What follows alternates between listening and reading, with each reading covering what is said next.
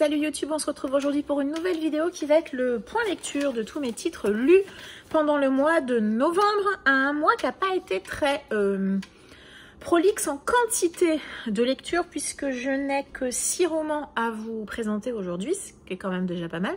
Mais il y a quand même pas mal de briquettes et il y a notamment un livre qui fait plus de 1000 pages, donc forcément ceci explique cela. On va démarrer tout de suite par le premier livre que j'ai lu. Un petit reliquat du Scary Spooky puisque j'ai lu Féerie de Raymond Ifest dans cette toute dernière version de chez Brajlon. Un roman fantastique horrifique puisqu'on va suivre une famille qui arrive tout nouvellement dans une vieille ferme. Un vieux corps de ferme, ils arrivent comme ça à la campagne, ils habitaient avant en ville. Si je me rappelle bien, le père est un ancien scénariste, on va dire, de séries télé, de films, etc. Il a écrit des romans d'ailleurs également. Et sa femme est ancienne actrice. Et il a 2 enfants, une jeune fille pas loin de l'âge adulte et 2 petits garçons qui sont des jumeaux. Voilà, donc on va les suivre, ils vont arriver dans cette ferme qu'ils viennent d'acheter tout récemment. Et puis ils vont se rendre compte, enfin ils vont se rendre compte, pas vraiment. Justement, il va se passer tout un tas d'événements autour d'eux et nous, on va comprendre assez vite que ils sont liés, peut-être parfois involontairement, en tout cas, autour de cette ferme, il y a tout un univers de féerie, de fées, de choses un peu fantastiques qui existent. Et là, on est plutôt sur de la fée, du faé. C'est pas la fée clochette, hein, c'est plutôt les faés comme à l'origine de leur construction, en fait, des personnages imaginaires qui sont pas vraiment gentils, pas vraiment bienveillants, qui ont leurs propres objectifs, qui sont égoïstes, qui sont ouais, pas bienveillants du tout. Donc on va suivre cette famille qui va se retrouver à avoir maille à partir, on va dire, avec ces personnages de féerie. Ça n'a pas été une lecture formidable. Genre, j'avais vu des avis assez tranchés, soit on aime, soit on déteste. Moi, je suis plutôt dans un avis un peu mitigé. Je n'ai eu aucun attachement au personnage, alors que parfois, il leur arrive des trucs assez atroces.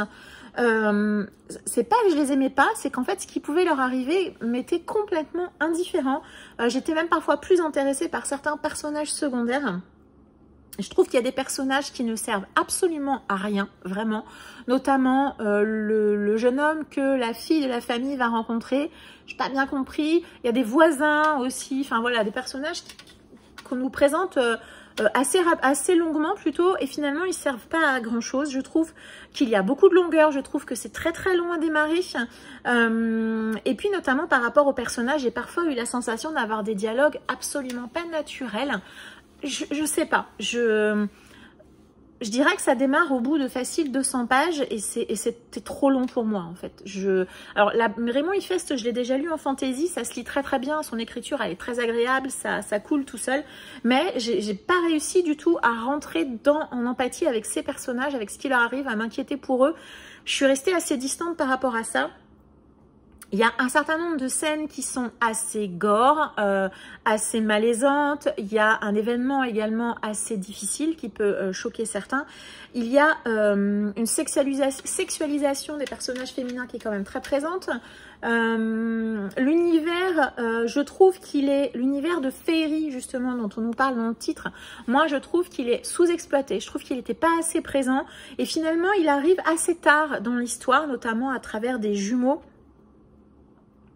Même si j'ai aimé justement retrouver la féerie d'une manière un peu différente de ce qu'on connaît, hein, justement, voilà, la fée clochette par exemple, voilà, avec le côté un peu magique, merveilleux, etc. Là non, pas du tout, on est vraiment sur quelque chose d'assez noir, d'assez sombre, des personnages, comme je disais, qui sont égoïstes, qui sont parfois méchants, qui ne poursuivent que leurs propres objectifs, les humains ne sont que des moyens pour arriver à quelque chose. Voilà, donc j'étais intriguée par l'ambiance, par savoir où l'auteur allait nous emmener, mais je trouve que finalement, la vraie partie de féerie, elle arrive trop tard à mon goût, en tout cas, trop tard pour que je m'y intéresse, en fait, vraiment. Donc, une lecture assez mitigée, je pense que c'est quand même intéressant à découvrir. Voilà, c'est un classique, hein, féerie, mais voilà, je suis restée un peu sur le pas de la porte. Voilà, je vais pas le garder, je le relirai pas clairement et je suis restée un peu voilà, un avis mitigé. Voilà, clairement, c'était pas une lecture désagréable, c'était intéressant, mais en tout cas pas forcément du niveau auquel j'attendais de ce titre. Voilà. Ensuite, j'ai lu Les 7 maris d'Evelyn Hugo de Taylor Jenkins Reid dans cette sublime version de chez Hauteville que je suis ravie d'avoir parce que, je vous le dis tout de suite, j'ai absolument adoré ma lecture. 5 stars prediction, c'est clairement un 5 stars. Est-ce que c'est un coup de cœur? C'est un petit coup de cœur parce qu'il y a des défauts et que ce titre est pas parfait, clairement pas. Mais j'attends pas d'un livre coup de cœur qu'il soit parfait, hein, pas du tout. De quoi ça parle? On va rencontrer Evelyn Hugo. Evelyn Hugo, c'est une actrice qui a maintenant, au début de l'histoire, plus de 80 ans, je crois. Et elle demande à une journaliste, dont j'ai oublié le nom d'ailleurs, hein. Elle contacte une journaliste pour que cette journaliste écrive ses mémoires. Voilà. Donc, Evelyn Hugo, à travers cette journaliste, elle va nous raconter sa vie. Voilà. C'est assez simple. Le pitch de base est assez simple. Et la vie d'Evelyn Hugo, c'était pas ce à quoi je m'attendais. Vraiment pas. J'y suis allée vraiment sans savoir beaucoup plus que ce que je viens de vous dire. Je me doutais qu'il y avait des mystères dans la vie d'Evelyn. Alors, les 7 maris, pourquoi 7 maris? Pourquoi? Quel est le lien? Voilà, je sais pas. C'était une histoire qui m'intriguait beaucoup. Et je vais faire le choix de ne pas vous parler plus du résumé, si ce n'est que Evelyn va nous raconter sa vie. Voilà. Et quelle vie! Et quelle vie! Voilà, bien évidemment, 7 maris, star du cinéma. Voilà, il lui est arrivé énormément de choses. Et je dirais rien de plus, si ce n'est que ça. Je ne m'attendais pas du tout à ce que j'ai trouvé dans ce roman. Je ne veux pas vous le dire. Parce que je pense qu'il faut le découvrir par soi-même. Moi, ça a été une surprise. Je ne l'avais vu évoqué dans aucun avis, aucune chronique. Donc, je vais rester sur ça également. Finalement, le sujet, le cœur du roman, il arrive assez vite finalement. Et j'ai été assez étonnée. Je ne m'attendais pas à ça. C'est hyper accessible, c'est immersif très très vite. Il y a des mystères, mais en même temps, Taylor Jenkins Reid, elle l'élève assez vite. On n'est pas sur le « ah là là, tu sauras plus tard ». Non, finalement, on le sait assez rapidement et c'est très très bien comme ça. Très très vite, Evelyn Hugo, elle va prendre forme et très très vite, vous allez l'aimer, la détester, souffrir pour elle, pleurer avec elle. Y a vraiment toutes les palettes des émotions que j'ai ressenties à travers ce titre. Et c'était chouette aussi de découvrir un peu l'envers du décor, on va dire, du cinéma américain, même si Evelyn Hugo est un personnage fictif. Hein, on retrouve quand même pas mal je pense, de thématiques qui étaient existantes hein, j'allais dire, dans l'envers du décor du cinéma américain des années 50, 60 et 70. Et c'est pas toujours très glorieux, hein, on s'en doute quand même, mais là, je pense que ça fait pas... Il y avait les paillettes, mais enfin, de l'autre côté des paillettes, ça faisait pas forcément rêver. Il y a des trigger warnings, attention. Je sais plus s'ils sont évoqués au début. Alors moi, les trigger warnings, je ne les lis pas quand ils sont présents. Non, il n'y a pas de trigger warning au début. Sachez, voilà, sachez qu'il y a quand même des sujets qui peuvent heurter certaines personnes pour différents sujets. Voilà, c'est quand même présent. Qu'est-ce que je peux vous dire encore sans vous spoiler? C'est Evelyn Hugo qui porte vraiment ce roman. Soit vous l'aimez, et alors là, ça sera une découverte incroyable. Comme je dis, c'est un personnage, ce qui est assez incroyable, c'est que c'est pas une Wonder Woman, c'est pas un personnage parfait, c'est un personnage qui a des failles, c'est un personnage qui a commis des erreurs, c'est un personnage tellement humain et elle va prendre vie dans votre lecture, elle va devenir une star de cinéma. C'est exactement ça. En tout cas, vous allez pouvoir lui donner le visage que vous avez envie, Audrey Hepburn ou Marilyn Monroe ou que sais-je. Et c'est exactement comme ça que j'imaginais, comme une immense star du cinéma américain qui là nous raconte sa vie. J'ai adoré ce roman. J'ai été emportée par Evelyn Hugo. Elle n'est pas parfaite, elle est juste humaine. Elle a fait des erreurs, elle fait des choix. Elle fait des choix que parfois, enfin des choix avec lesquels parfois j'étais pas d'accord, mais ce sont les siens. Et ouais, j'ai adoré la thématique principale du roman. J'ai aimé la voir évoluer à travers toutes ces années. J'ai aimé découvrir ces 7 maris et pourquoi ces 7 maris.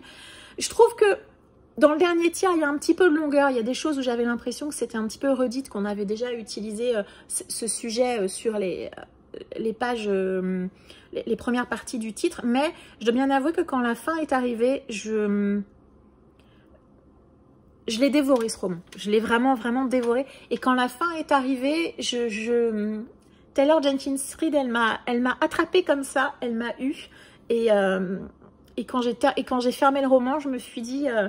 bravo, bravo, tu m'as eu, Evelyne. Evelyne, t'étais pas parfaite. Evelyne, t'as fait des erreurs. Evelyne, mais je crois que comme je l'ai mis, je crois que je l'ai mis sur Livre Addict et je l'avais mis aussi vite fait sur Insta quand j'ai terminé le roman. Elle a ravi mon cœur et c'était un coup de cœur. J'ai adoré ce titre.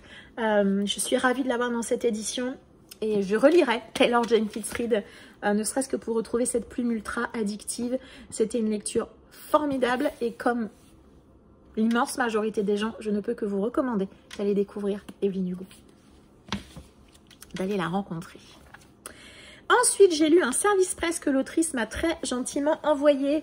Donc, je l'ai lu en e-book. C'est L'ombre de l'ange. C'est de... Non, c'est pas de l'auto-édition. Je crois que c'est une toute petite maison d'édition. Hop. Alors, je crois que... Ben non, je vais pas pouvoir le lire comme ça. Je peux pas vous le montrer comme ça. C'est toujours sympathique. Donc, c'est L'ombre de l'ange de Chloé Lavigne. C'est chez Hello Édition. Tac, est-ce que vous allez le voir? Voilà, Hello Édition, L'ombre de l'ange.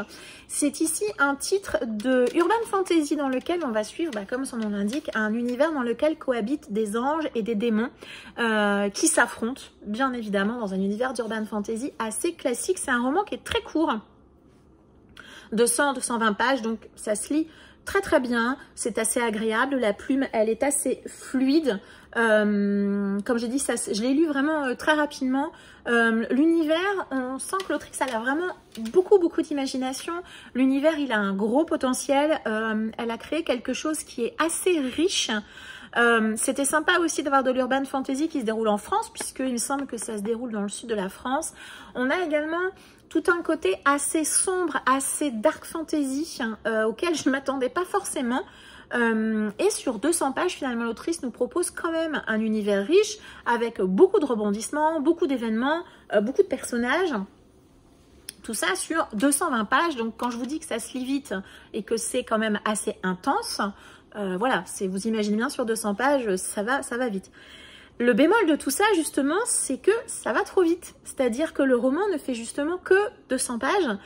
Et alors, moi, j'ai trouvé que finalement, par rapport à toutes les idées qu'avait l'autrice, à tout l'univers qu'elle avait proposé, à tout ce qu'elle avait envie de faire, parce qu'on sent qu'elle a vraiment envie de faire des choses, 200 pages, c'est pas assez, quoi. Clairement, je pense qu'il aurait fallu peut-être 100 à 200 pages de plus, ou pourquoi pas un deuxième tome. Je trouve que c'est un peu le revers de la médaille.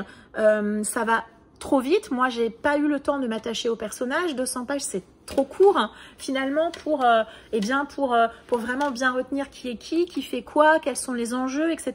Vous avez à peine le temps d'intégrer une information que déjà, vous en avez une autre qui arrive. Voilà, moi, je trouve que c'était beaucoup trop rapide à mon goût. Il y a également certains sujets qui sont évoqués. Comme je disais, on est par moments sur un peu de la dark fantasy, donc on a quand même des choses qui sont assez dures. Et finalement, quelques sujets qui sont évoqués trop vite, simplement du fait voilà, du nombre de pages. L'autrice, elle n'a pas le temps sur 200 pages d'approfondir certains sujets, certaines thématiques, les conséquences de certains événements. Voilà. Donc, moi, je trouve que c'est une lecture sympa à caler, pourquoi pas, entre deux pavés, à condition que vous aimiez l'urban fantasy et les titres qui dépotent. Hein. Si vous cherchez quelque chose d'un petit peu plus dense, avec un peu plus de profondeur, je ne suis pas certaine que ça vous conviendra. Bref, c'était une lecture très sympa. Je remercie tout de même l'autrice pour ce chouette petit moment de lecture. Ensuite, je vais vous parler d'Allergique de Célia Flo, publié chez Naos. Lecture très agréable aussi. Donc là, on va naviguer entre l'Angleterre et l'Inde au 19e siècle. On est ici dans un univers dans lequel on a des créatures qui existent. Alors, il faudrait que je retrouve le... Donc, on suit principalement une jeune femme qui s'appelle Lady Liliana. Elle est garde royale, mais elle est aussi capable de manipuler la magie en prenant l'énergie, on va dire, sur d'autres personnes. Alors, je ne sais plus comment s'appellent les personnes dont ils utilisent un peu pour les Dona. Voilà, c'est ça. On a les Lines qui peuvent prendre l'énergie des Dona, et donc les Dona leur donnent leur énergie pour que les Lines puissent utiliser la magie. On est sur ce principe-là. Alors, l'énergie peut être récupérée un peu en mode vampire, en gros. C'est à peu près ça. Et donc on suit principalement donc Lady Liliana, qui est donc garde royale en Angleterre et qui va partir en Inde parce que eh bien il y a un certain nombre de personnages qui sont assassinés, et notamment des personnages des Dona pour lesquels leur énergie est intégralement aspirée, on va dire. Donc voilà, on soupçonne qu'il y a quelque chose qui se passe. Et on va suivre en Inde un jeune homme qui a survécu à une attaque, donc c'est un Dona, et donc il a survécu à une attaque quand il était enfant. Et voilà, vous vous doutez bien que tout ça va se recroiser et ça va se relier à un moment. J'ai beaucoup aimé l'ambiance du roman, puisqu'on est dans cette Angleterre un peu victorienne, avec également eh bien l'ambiance de l'Inde, donc c'est assez agréable, tout ça 19e siècle. J'ai bien aimé aussi à nouveau l'imagination de l'autrice par rapport à ces deux catégories de personnages, les Dona et les Lines, donc ceux qui aspirent l'énergie et ceux qui la donnent parce qu'ils en ont finalement, ils en fabriquent trop. Hein. Voilà, tout ça c'était très intéressant. Il y a une espèce de petite analogie également. On a une plume qui est très agréable, qui est très claire, qui est très fluide. À nouveau, ça se lit très très bien. Je l'ai lu assez vite. Alors voilà, après c'est écrit assez gros, des grosses marges, pas mal de dialogues, donc ça se lit très très bien. Le rythme est bon. Vraiment, on a des événements qui s'enchaînent, il se passe des choses que j'avais pas vu venir, donc c'était vraiment très agréable. Par contre, je trouve que on a un duo de personnages qui va se créer, et à nouveau, je trouve que ça va un peu vite, cette relation qui va s'installer, cette affection qu'ils vont lier tous les deux. Ça va trop vite. Moi, j'y ai pas forcément cru. J'ai trouvé que c'était un petit peu artificiel. Alors, à nouveau, le roman fait à peine 300 pages, mais ouais, je sais pas. Je trouve que ça va un peu trop vite à mon goût. J'ai pas non plus été particulièrement touchée pendant ma lecture. Peut-être à nouveau avec ce sentiment où ça va un peu vite. J'ai pas forcément adhéré à ce qu'elle nous propose. Il va se passer des choses assez dures également dans l'histoire, et ça m'a pas touchée, ça m'a pas émue. J'ai pas été inquiète pour les personnages. Enfin voilà, il y a des choses. Je suis un peu passée à côté de certaines choses. Il y a des événements qui m'ont quand même pas mal surpris. Et puis, il y a un transfert qui se fait assez rapidement dans notre monde à nous. D'ailleurs, il y a à la fin une postface de Jean-Laurent Del Socorro, je crois. C'est ça. Qui justement fait la transposition dans notre monde actuel, hein, avec l'exploitation de certains sur d'autres, etc. etc. C'est ce qu'on a là, ici, entre les Dona et les Lines, hein, puisque c'est assez... une relation un peu particulière quand même entre certains. Parfois c'est très clair, d'autres c'est un petit peu plus particulier. Et effectivement, il y a certains personnages qui vont être complètement exploités par d'autres. On a aussi une espèce de classe dirigeante qui peut exploiter une classe un peu inférieure. Donc on a quand même une analogie dans notre société qui est assez évidente, je trouve. Lecture sympathique, une analogie assez claire. Il y a notamment une analogie qui est faite par rapport à une agression qui est faite sur un personnage. Le terme n'est pas utilisé, mais c'est assez clair comme événement et comme conséquence de cet événement. Je reste volontairement assez floue.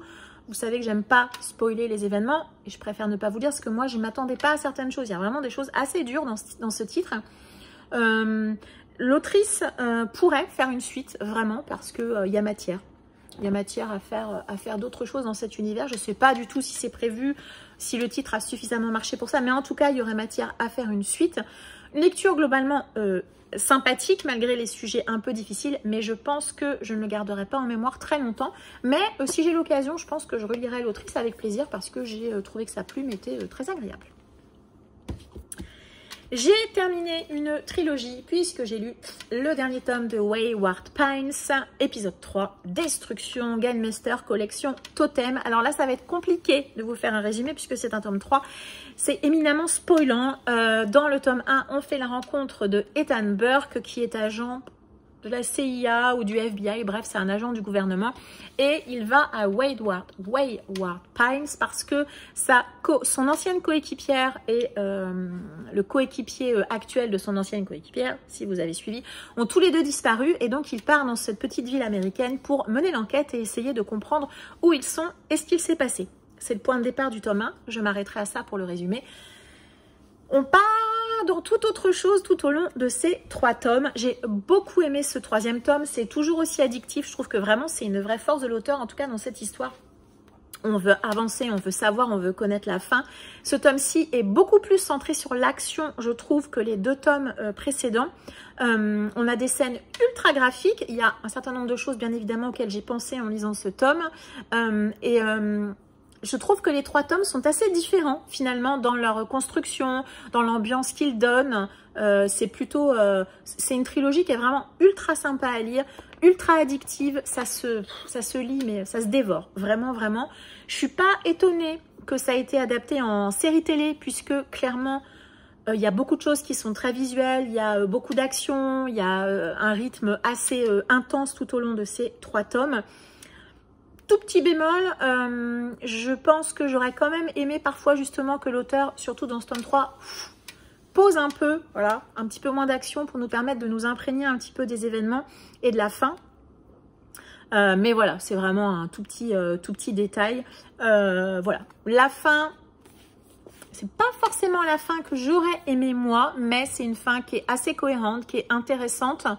Dans ce qu'il nous propose et voilà, je dirais rien de plus, c'est un tome 3, c'est un peu compliqué de vous dire des choses sans trop vous en dire. Globalement, je garde un très très bon avis sur cette trilogie. À nouveau, comme Evelyne Hugo, je fais partie donc de ceux qui vous recommandent Wayward Pines, ne serait-ce que si vous voulez un titre ultra addictif. C'est parfait. Après, je ne suis pas forcément ultra dans la hype comme certains, mais en tout cas, je reconnais que ça a été une très bonne lecture et que c'est clairement un titre que je vais garder, que je relirai peut-être d'ici quelques années. Et on va terminer par l'énorme briquette qui m'a pris beaucoup de temps, puisqu'avec Dorian, nous avons terminé la 2e époque, tome 1 de la 2e époque de l'Assassin Royal de Robin Hobb. Alors, à nouveau, c'est un peu compliqué de vous faire un résumé, puisque ici, j'ai donc lu les 3 premières intégrales. Ensuite, j'ai lu Les Aventuriers de la Mer, 2 intégrales. Et là, on est donc sur la 2e époque. Donc, si je vous dis certaines choses, tout peut être éminemment spoilant. Si jamais vous ne connaissez pas l'Assassin Royal, ce qui m'étonnerait si vous lisez un minimum de fantasy ou si vous suivez des personnes qui lisent de la fantasy, c'est quand même un énorme classique. Mais si jamais... Au début du tome 1, on fait la rencontre de Fitz. Fitz, c'est donc le bâtard du futur roi de cet univers. Il est déposé comme ça par son grand-père aux portes du château en disant « Moi, j'ai pas les moyens de m'occuper de ce gamin. Après tout, c'est le fils du futur roi. Démerdez-vous avec. » Et donc Fitz, il va se retrouver tout petit comme ça dans ce château. Et il va être amené à devenir l'assassin royal, l'assassin du roi. Et suite à ça, il va être amené à être mélangé à énormément de complots, parfois à devoir choisir entre sa vie personnelle et ses différents engagements, on va dire. Voilà. Donc ici, on est... alors peut-être pas 20 ans, mais une bonne dizaine d'années après les événements de la première époque. Donc Fitz est plus âgé, bien évidemment. Il s'est passé beaucoup de choses. Alors, dans sa vie à lui, moyennement. Dans la vie de l'ensemble du royaume, beaucoup. On va retrouver plein de personnages secondaires. Donc, le premier tiers de ce roman est assez lent. Finalement, il ne se passe pas grand-chose. On va suivre Fitz là où il est. Il va se remémorer des souvenirs. Il y a des personnages qui vont venir le voir.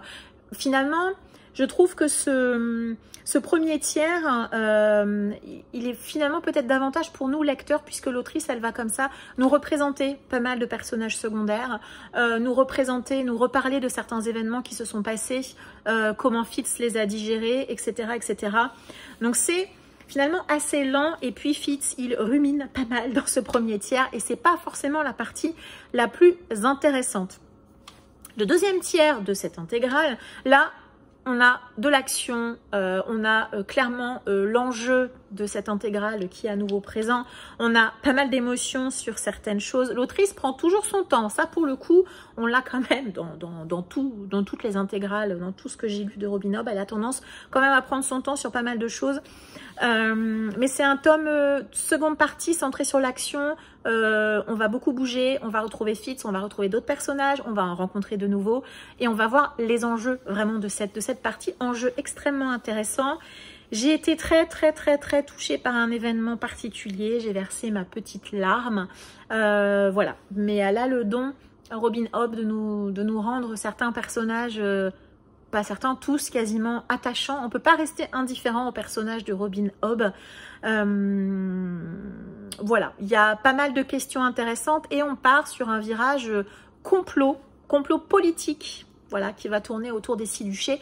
Et finalement, toute cette partie politique, on va la retrouver dans le dernier tiers. Moi, ça m'a beaucoup plu. J'aime bien tous les enjeux politiques.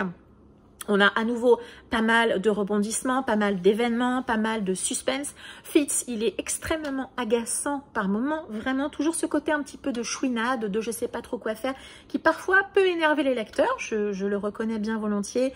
On retrouve ce qu'on avait déjà, alors dans l'Assassin Royal, je ne me rappelle pas trop. En tout cas, dans les Aventuriers de la Mer, c'est certain, on a la puissance des femmes, l'importance du rôle des femmes, l'amour et l'importance des animaux, le respect qu'on doit leur avoir, et puis également les conséquences des choix que l'on peut faire tout au long de notre vie. Tout ça, on le retrouve ici. Tout ça, voilà, avec le complot, avec tous ces nouveaux personnages, avec les révélations, voilà, avec tout un tas de choses.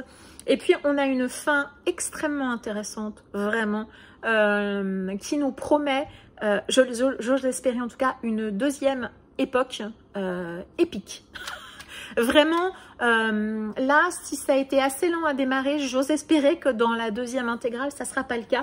Parce que franchement, la fin, elle est extrêmement intéressante sur tout ce que ça peut, toutes les conséquences que cet événement-là peut avoir. Plus tout le reste, puis elle a également posé plein de choses en termes d'intrigue politique. J'ai beaucoup aimé ma lecture. Le premier tiers un peu lent, vraiment. Je peux comprendre qu'il y ait des gens qui peut-être abandonnent, mais c'est vrai que quand on aime Robin Hobb et qu'on a aimé l'Assassin Royal, c'est compliqué sur le premier tiers de dire qu'on va pas au-delà. C'était surtout que dans tout le premier tiers, à nouveau, je me demandais mais quel allait être l'enjeu de cette histoire en fait. Et l'enjeu se finit par se dévoiler, extrêmement intéressant, voilà, comme toujours avec l'autrice. Bref, j'ai adoré. Non, j'ai pas adoré, j'ai beaucoup aimé cette première intégrale. Je peux pas dire adoré parce que le premier tiers est un peu morflé quand même, hein, sur le côté lent. Mais je peux pas dire que j'ai adoré, mais j'ai beaucoup aimé et j'adore l'univers. Par contre, j'adore l'univers qu'elle propose, ses personnages secondaires, le complot, la structure, l'organisation, tout ça, c'était super. Si vous n'avez pas encore lu l'Assassin Royal, foncez, c'est voilà, c'est top. Et je confirme, il faut vraiment avoir lu Les Aventuriers de la Mer pour pouvoir lire celui-ci, parce que finalement, on va retrouver un certain nombre de personnages et d'événements qui sont évoqués. Et je pense que si on n'a pas lu Les Aventuriers avant, on peut peut-être passer à côté de certaines choses, ou en tout cas, il y a des choses qui sont évoquées ici. On n'a pas, je pense qu'on n'a pas toutes les informations si on n'a pas lu Les Aventuriers de la Mer avant. Voilà, en tout cas, moi, j'étais ravie de retrouver certains personnages ici. Bref, je m'arrête là, c'était super. Et bien évidemment, je lirai la suite, probablement, et bien, premier trimestre 2025, très probablement. Ce point lecture est maintenant terminé. Vous voyez, il n'y avait pas énormément de lecture sur novembre. Ça arrive, c'est comme ça. Je vous remercie beaucoup de m'avoir suivi jusqu'ici. Si vous avez lu certains des livres dont j'ai parlé aujourd'hui, n'hésitez pas à me donner votre avis en commentaire, toujours sans spoil, surtout sur Wayward Pines. Sinon, n'hésitez pas à m'envoyer un MP sur Instagram si vous voulez discuter de certaines de ces lectures de manière un petit peu plus approfondie. Voilà, je vous remercie de m'avoir suivi jusqu'ici. Je vous souhaite une très agréable journée et je vous dis à très bientôt. Ciao.